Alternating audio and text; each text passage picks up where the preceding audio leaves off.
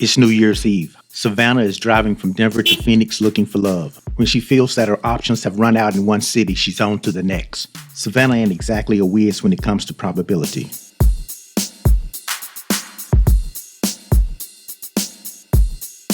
This is Robin. She's a cutie, but she's spending New Year's Eve alone. She's got a thing for a man named Russell. The problem is, Russell is highly sought after. Somehow Robin is confused that a man with limitless options ain't got time for her. Then there's Bernadine, a housewife who's complaining that she's got so much on her plate that she needs to clone herself. Yet, her New Year's resolution is to start up a catering business. Either she wants to burn out, or maybe that plate ain't really that full and she just likes to complain.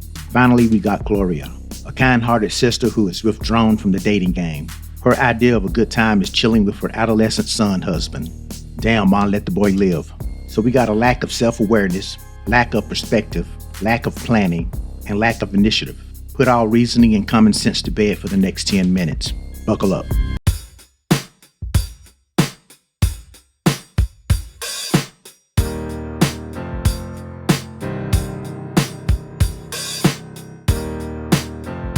Savannah applies her war paint and heads out to meet her blind date. Savannah has a take no prisoners approach to dating. If the blind date ain't cutting it, she's game to take another woman's man. Savannah meets her blind date Lionel. The two take it to the dance floor. Savannah's imagination gets away from her, and she hopes that this man is the one. He ain't the one. The dance is interrupted by Lionel's backup date. Or maybe Savannah was the backup date. Regardless, the night is cut short, and Savannah heads back to the wall. As mentioned, Robin is alone on New Year's Eve watching TV with one of them little rat-looking dogs. At Gloria's house, her son Tariq is prepped for New Year's Eve while she is dressed to depress. Gloria reminds Tariq that his pops is dropping by later in the week. Tariq has nothing positive to say about the dude. Bernadine is getting ready for an affair thrown by her husband John. Secretly, she is dreading attending. As luck would have it, her husband grants her a reprieve. He tells her that she ain't gotta go. Bernadine's Becky-phobia fears have finally come true. John will be attending the affair with a white woman that works for him. And there's more. John tells Bernadine that he's divorcing her. Bernadine lashes out and attacks his blackness. This provides John with confirmation that he's making the right move. Bernadine has had some time to let the hatred marinate. Surveying John's possessions sparks an idea. She goes into a full-blown rage while gathering his belongings. She spouts off her list of grievances about their marriage.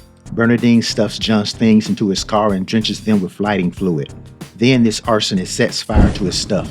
Bernadine basks in the roar of the flames. Reckless and unhinged behavior. You know, one good gust of wind and she could have burned down the whole damn neighborhood. Gloria done got all dead up to greet her ex David. She ain't leaving no room for doubt that she want to win this dude back. She's trying to get him to drink that loose juice and make him pop it out. David is sitting over there looking at his watch like he got somewhere to be. He rejects her clumsy attempts of seduction. David's got some breaking news. He revisits the last time that they were intimate, when his dick didn't work. David can no longer serve two masters. He done went from straight to bisexual to gay. This cat didn't just switch teams, he changed sports. The dream of the two getting back together is over. Later, Gloria makes her way out to the guest house. Inside, she finds her son Tariq with Becky in training. Gloria sends the young girl back to the suburbs. An apologetic Tariq trails his mom. She accidentally reveals on purpose that his pops has been taking a snap from under center. Tariq's hatred of his dad grows. Nice job, Mom. Tariq has plans to skip college and travel to Spain with his choir. Gloria warns Tariq that those plans are dead if he doesn't get his act straight. Straight, unlike his pops.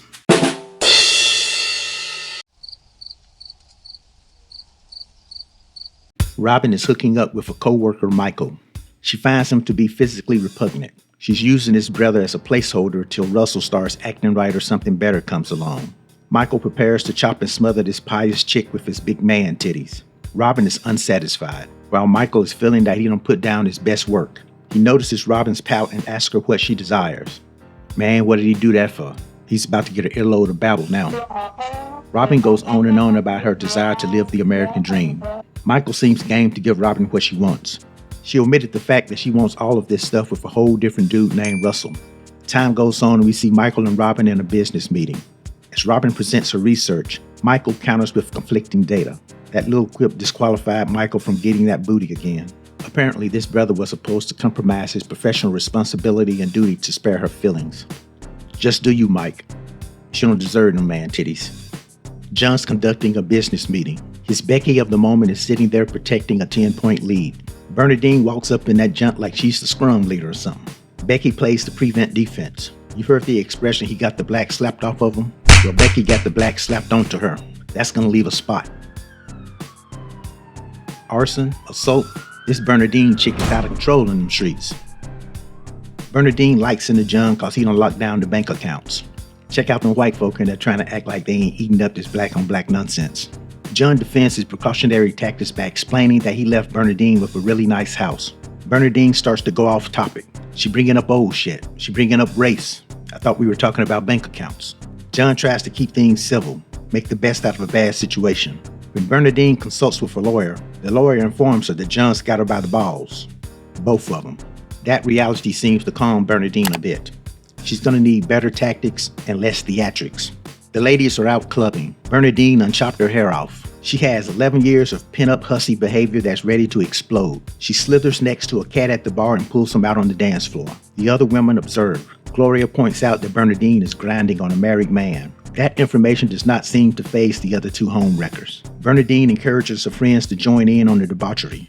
Robin's got a new love interest, Troy. 3 days into the relationship and she already feels a connection with this dude, even though he infringes on some of her pet peeves. Robin attends a party with Troy and quickly finds out that those pet peeves are red flags. When this dude parties, he doesn't party like you amateurs. He parties for real. He's nose deep into that devil's dandruff. Robin throws a fit and demands that they leave immediately. Back home, Troy wants to keep the party going. Troy seduces Robin by telling her that he wants her to meet his mother. Then he licked the back of her hand like a dog and everything was right with the world. Fast forward and them red flags have turned into petty crimes. Robin is telling Savannah that old boy's got a habit, plus he done stole her money. Their phone conversation is interrupted. It's Robin's infatuation Russell. Spin the clock ahead a few hours and Robin done set it out for Russell. Savannah is getting her back blown out by Lionel, the blind date that had her as his backup. I guess she don't mind coming off the bench as long as she gets some minutes. Savannah gets a call from her mom's. Mom's has passed on Savannah's phone number to a cat that she used to date. A married cat. Moms don't give a damn about marriage. The apple don't fall too far from the tree. One morning, Savannah gets a knock at the door. She goes down in her pajamas and outside is waiting Kenneth, the cat that her mom's was pimping her out to. The two go for a walk. By the way, those weren't pajamas she had on, it was a choice. Savannah puts an end to the chit-chat. She wants to know what's up. Kenneth tells Savannah that she was the one that got away. He never loved anyone the way that he loved her. Their destiny together was derailed because Savannah was acting like he was just another option, and that other little fact that he knocked up another chick. Kenneth now wants a life with Savannah. At least that's what he said. Whatever he said was the right password because he sealed the deal. A man's unloading a moving van. Gloria makes her way across the street to greet the brother. Oh, nosy Gloria begins to interrogate the man about the new neighbors. She's asking if the new neighbor is a single man. The desperation in this one is strong. He jibes Gloria, putting her on alarm about her new neighbor. The man, Marvin, then confesses that he is the new neighbor. Gloria takes a liking to him. She invites him over to dinner with a menu that only a vegetarian could resist. She makes a self-derogatory comment about food and her weight. Marvin tells her that he likes tussling around with heavyweights. Then Gloria snapped into a trance, staring at the man's lips and his crotch. Marvin takes a rain check on dinner, probably waiting on her to offer assistance moving them down boxes. As Gloria returns home, she's slinging them big hips like a ship at sea. And Marvin, he's a-watching. Bernadine is still ranting about John. She's campaigning against the institution of marriage now. She must be a real joy to be around. Gloria asks Bernadine about the married cat that she was grinding on at the club. Yes, Bernadine the hypocrite is having sex with him. The woman who got her home wrecked is out here wrecking homes herself now. Bernadine tries to justify her actions. In the process, she sort of disses Gloria, as if Gloria doesn't have sexual needs herself. John returns the kids home to Bernadine. Little John Jr. gas faces his dad as he runs into his mom's arms. Old Gal done managed to turn the son against his pops. The daughter still loves daddy, but give Bernadine a few more months and she'll turn her around too. The lines have been drawn. You want to go to war? I'll take you to war.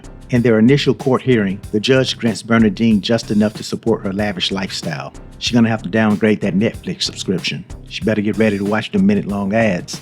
John tells Bernadine that things could have gone a lot smoother if she would have just acted rationally. Bernadine gives the judge a death stare. Somebody better get security to walk the judge to his car. Bernadine retires to a hotel bar to enjoy some drinks after her courtroom defeat. A man walks up and asks if he can join. She looks at him thinking, all of them empty seats and you choose this one. The man, James, introduces himself to Bernadine and Bernadine leaves him hanging. James is in town for a business conference and is staying at the hotel.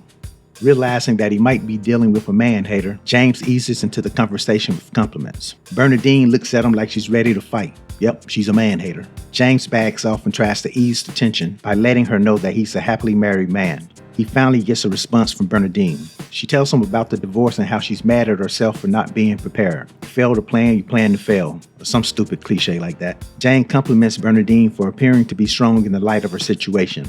He then tells her that he's going through a trial of his own. His wife is back home dying of cancer. Damn, brother, shouldn't you be at home with her? Bernadine softens up to him. Misery loves company. They find themselves in James' hotel room. This chick is about to bed down a man whose wife is dying from breast cancer. She's a real piece of work, y'all. James tells Bernadine that creeping ain't really his thing. He seems rather unsure, but Bernadine is down to get it in. James takes a seat next to her and reveals the truth. Since Bernadine has ID'd herself as a sworn enemy of Becky, James informs her that his wife is white. He doesn't back down when he speaks of the genuine love for his wife. He speaks about how a condition hurts him. Bernadine relates to the feeling of being hurt. Easy, soldier. I wouldn't compare getting a divorce to watching your loved one suffer from cancer. Bernadine puts the ball in James' court whether he wants to hit it. Instead, the two spend the night in an embrace. The ladies throw a birthday party for Gloria. They get loaded on cheap booze, and then those heartbreak songs start playing. They begin to bemoan how now one of them got a man. As Bernadine listens, the rage starts to build again. As the night winds down, they begin to consider the reality of their situation. 4 women, no men. The wall is undefeated, and Becky and the White Walkers are outside the gates. Next, the ladies go down the reasons that they're single. You know, all the greatest hits. They hadn't. They broke. They married. They gay. They players. They sellouts. They locked up. They ugly. They short. They dick small. They possessive. They mama boys. They come up with every reason except maybe we the ones that fucked up. There wasn't 1 ounce of self-reflection in the room. Savannah calls to check up on her mom. Her mom's ain't doing too good. She ain't got enough money to put cheese on a Whopper. But on to more important things. Mom wants to know if Kenneth has reached out to Savannah yet. Savannah chooses not to divulge that Kenneth is lying over there in her bed as they speak. Mom tells Savannah not to play all hard to get with Kenneth. Closed mouths don't get fed. She better get to choosing. Damn a marriage. Savannah has trust issues. You know, I already gave up the draws. I think we passed that point, sister. The next morning, Savannah overhears Kenneth handling family business on the phone. You know, checking up on his daughter, lying to his wife. Savannah greets him with breakfast. I like my eggs scrambled. Take that shit back. Gloria's complaining to Marvin about Tariq's decision to travel to Spain instead of going to college locally. Marvin explains to her that Tariq is a man and that she needs to allow him to be one. Gloria dismisses him and tells him that he doesn't know what he's talking about. She feels that he should be backing her up like one of her little girlfriends instead of giving a man's perspective. He tries to explain to her the man's got to make his own path in life. Besides, why ask my opinion if you're just going to turn around and shit on it? Gloria scratches Marvin off of her list. Back to the wall. Robin is waiting for Russell to come through the door with news that he done finally kicked his wife to the curb. Silly rabbit, tricks is for tricking. Russell tells her that leaving his wife ain't as easy as just walking out the door. Man, I think Russell needs to talk to John, cause John made that divorce shit look easy. Robin tried to motivate Russell by putting that thing on him, but Russell ready to hop into his jammies and get some sleep. Robin deciphers this to mean that there will be no stick action for the night. Russell threatens to cut her out of his life altogether if she keeps pressuring him. He's done for the night, he's shutting it down. Robin then gets a call from old coked up Troy. Brother's still out there trying. Russell tells Robin not to take calls from her other men while he's there.